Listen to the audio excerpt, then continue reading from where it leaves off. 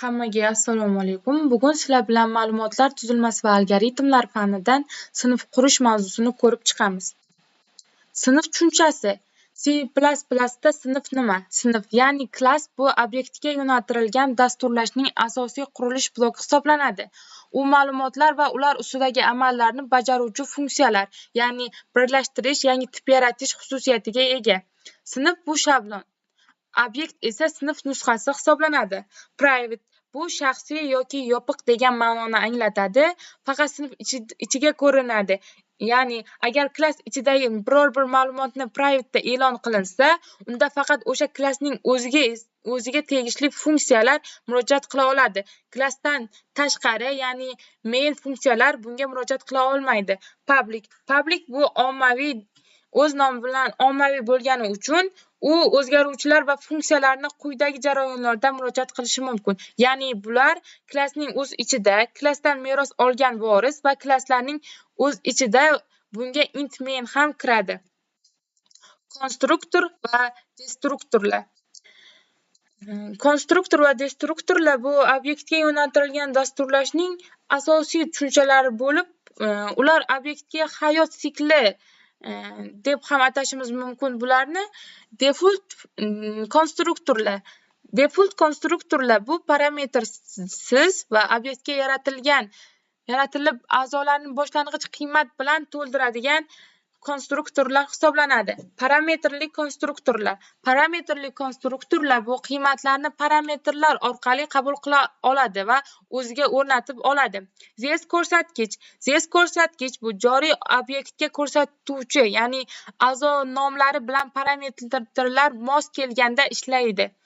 Destruktor bu obyektning yashash muddati deb ham atashimiz mumkin, ya'ni obyekt xotirada o'chirilayotganda avtomatik chiqarib tashlanadi. Ya'ni obyekt xotirada o'chirilayotganda avtomatik chiqarish va xotirani tozalash uchun destruktordan foydalanishimiz mumkin. A'zo funksiyalar getter, setter. Ya'ni getter bu a'zoning qiymatlarini qaytaradi, ya'ni o'qish. Get price bu double'da toifasida beriladi. Setter bu a'zoning qiymatini o'rnatadi, ya'ni get price bu double'da p. Bunga misol qilib toifasini aytib o'tgan. Hisob funksiyalari ma'lumotlar asosida natija hisoblaydi. Stop bulda. Display bu obyekt ma'lumotlarni ekranga chiqarish uchun. Ya'ni biza chiqarilayotganda, ya'ni ekranga chiqarish uchun coutdan foydalanamiz. Bular ham xuddi shunaqa, lekin obyektni ma'lumotlarini bo'lgani uchun obyektning nomi yozilishi shart. Obyektli massiv e'lon qilish bu sinfda 5 ta obyekt yaratilgan va har biri default konstruktorlar bilan ishga tushadi. Ya'ni default degani har birining qiymati 0 ga teng hisoblanadi. Ishga tushirish bu parametrlar konstruktorlar bilan har bir element qiymati olinadi. Amallar bajarish, ya'ni tsikl orqali massiv elementlarga murojaat qilib funksiyalarni chaqirib olishimiz mumkin.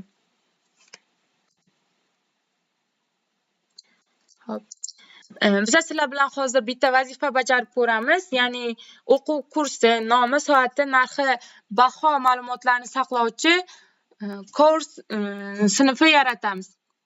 Ya'ni kurslar massiv ustida amallar bajarish. Amalga oshirishi lozim bo'lgan amallar, ya'ni shu berilgan qonun qoidalar asosida biz sizlar bilan sinf yaratib ko'ramiz.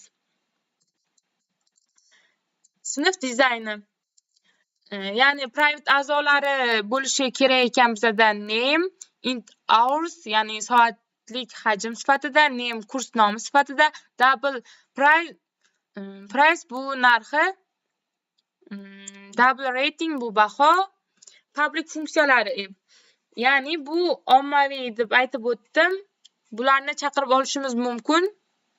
Bular void, bool, double, ya'ni display, stop, get ratinglar bilan bo'lishi kerak ekan. Ya'ni aynan shu funksiyalar bo'lishi kerak ekan. Xo'p, kodga keladigan bo'lsak, including iostream, ya'ni kirish va chiqish oqimlari hisoblanadi. Ya'ni C++ da bular Cout va Sin uchun aynan shu kutubxona ishlatiladi. Including string, ya'ni matnli ma'lumotlar bilan ishlash imkoniyatini beradi bizga bu kutubxona. Keyingisi include algoritm, bu saralash, qidirish kabi tayyor algoritmlarni chaqirib olishimiz uchun, ya'ni algoritm yozib o'tirmasdan tayyor algoritmlardan foydalanishimiz uchun. Using namespace std, bu yana bizda standart kutubxonasidagi elementlar, ya'ni stdni har bir qatorda yozib o'tmasligimiz uchun va xotiradan tejashimiz uchun ham aynan shunday yozib o'tamiz. Xo'p, klass yaratilyapmiz. Klassimizning nomi esa coursedir. Bu yerda klassimizning nomi course. Bu qismda ma'lumot turi yaratilayotgan bo'lsa, ya'ni bizning ma'lumot turimiz private, ya'ni maxfiylik bo'limi. Bu yerda o'zgaruvchilar klassdan tashqari, ya'ni to'g'ridan-to'g'ri kirib bo'lmaydi. Klassni ichidagi ma'lumotlarni himoyalash degani uchun, ya'ni bu yerga to'g'ridan-to'g'ri kirib bo'lmaydi. String name, kurs nomini saqlash uchun. Int hours, bu kurs necha soat davom etishini saqlaydi, ya'ni butun son bo'lgani uchun int turida e'lon qilyapmiz. Double price, ya'ni kurs narxi haqiqiy son, shuning uchun ham double tipida e'lon qilyapmiz. Double rating, kurs 0 dan 5 gacha bo'lgan bahosi hisoblanadi. Uchinchi bo'lim, ya'ni bu yerda qilishimiz kerak bo'lgan bo'lim public. Bu bo'limda funksiyalar klassdan foydalanuvchi, masalan main funksiyalari bor, o'shalar uchun ochiq hisoblanadi. Void display, kurs haqidagi ma'lumotlarni, ya'ni nomini, narxini, soatini ekranga chiqishi uchun aynan shundan foydalanamiz. Void uchun hech qanaqa qiymat qaytarmasligini bildiradi. Ma'lumotlarni faqat chiqarish uchun foydalanamiz. Keyingisi boolstop, bu mantiqiy funksiya hisoblanadi. Agar kursning reytingi 0 dan baland bo'lsa, rost, aks holda false, ya'ni yolg'on qiymat qaytariladi. Double get rate, ya'ni bu getter funksiyasi hisoblanib, reyting o'zgaruvchisi private bo'lgani uchun uning qiymatlari klassdan tashqari bilish uchun ya'ni tashqari bilinishi uchun private himoya-ku, shuning uchun shundan foydalanib unga murojaat qilib olishimiz mumkin. Xo'p, keyingisi bu yerda konstruktor course, ya'ni klassdan tashqaridagi funksiyalarga ta'rif uchun course ishlatilgan. This name n,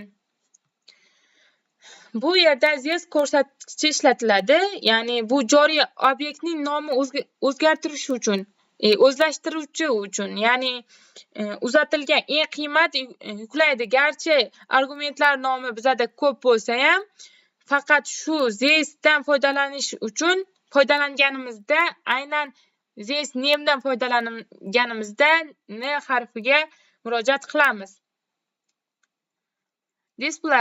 Display bu funksiya kurs haqidagi barcha ma'lumotlarni konsolga chiqarish uchun, ya'ni Cout bilan kursni so'rab name'ni chiqarmoqchimiz, ya'ni shu ma'lumotlarni chiqarib beradi. If stop, bu qiziqarli joyi shundaki, 0 dan baland bo'lsa, kursning nomini top bilan birgalikda chiqaradi. Keyingisi bizda bu course 5 ta elementdan iborat bo'lgan massiv. Course Python dasturlash 80, ya'ni bu yerda ma'lumotlarni kiritib o'tish uchun har biriga boshlang'ich qiymatlarni berish uchun yangi roli, ya'ni courses degan 5 ta elementdan tashkil topgan funksiya e'lon qilib olamiz va ularga ma'lumot turini berib chiqamiz. Konstruktorning yo'li har bir qatorda course, ya'ni chiqarish uchun yozgan konstruktorni ishga tushiriladi, ya'ni ma'lumotlarni xotirada joylash uchun amalga oshiradi. Hop. For int in null, massiv bo'ylab barcha elementlarni aylanib chiqishi uchun aynan shunaqa yozishimiz kerak. Ya'ni int toifasida i 0 ga teng bo'lsa va i 5 dan kichik bo'lganda i 1 ni qo'shib ketsin. Ya'ni bu massiv bo'ylab barcha elementlarni birinma ketinlikda chiqarib beradi. Hop. Aynan shu narsa ko'zda tutilyapti. Natija. Hop. Barcha kurslar nomi, masalan, biza Python dasturlashni kursi soati 80 soat, narxi esa 299,000 so'mni tashkil etadi. Biz aytib o'tganimizdek, to'ri 0 dan baland bo'lsa, top kurs degan nom bilan birgalikda chiqsin deb buyruq berib o'tganmiz kodimizga. Shuning uchun ham bu yerda to'ri 9 bo'lganligi uchun baho top kurs degan yozuv bilan birgalikda chiqadi. Masalan, C++ kursi asoslariga keladigan bo'lsak, kursi C++ soati esa 60 soat, narxi esa 199,000 so'm, soati esa 3.9, ya'ni top kurs degan nom bilan birgalikda kelmayapti. Enkapsulatsiya bu sinf private public bo'lishi mumkin, ya'ni ma'lumotni himoyalash uchun ishlatiladigan tur hisoblanadi. Konstruktor parametrli this pointer bilan a'zo o'rnatish. Funksiyalar display, intop, getRating 3 ta a'zo funksiyasi hisoblanadi. Massiv 5 ta obyekt, course 5, sort esa kamayuvchi saralash hisoblanadi.